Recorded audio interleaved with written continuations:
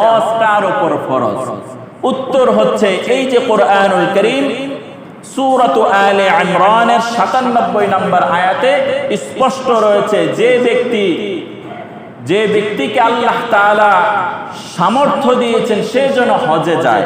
এই সামর্থ্য বলতে মানিস্তাতা, সামর্থ্য বলতে কি সামর্থ্য? সামর্থ্য বলতে মূলত প্রথমত দুইটা। এক নাম্বার হচ্ছে তার নিজ দেশ থেকে ওই হজে যাওয়া এবং আসার পূর্ণ খরচ তার কাছে কি আছে। দুই নাম্বার হচ্ছে তার শরীর স্বাস্থ্য কি আছে? ভালো আছে। তাহলে শরীর স্বাস্থ্য ভালো আছে এবং তার পূর্ণ যাওয়া আসার কি আছে? খরচ আছে।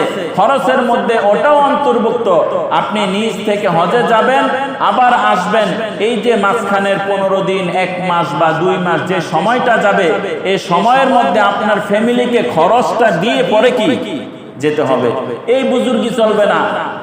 বাসায় সবাইরে কয়ে দিলেন গেলাম হজে, বাসার কি হয় আমার খবর নাই, আল্লাহ রাস্তায় বের হয়ে গেলাম, এদিকটা পরিবার কি আউলা জোলা হয়ে গেল গা, এমন কি করা যাবে না। বরং এটাও প্রয়োজনের অন্তর্ভুক্ত। আপনি যখন হজে যাবেন, যতদিন সফরে থাকবেন, এই মাঝখানের সময়টা পরিবারের উপযুক্ত খরচ দিয়ে পরে কি আপনি হজে যাবেন।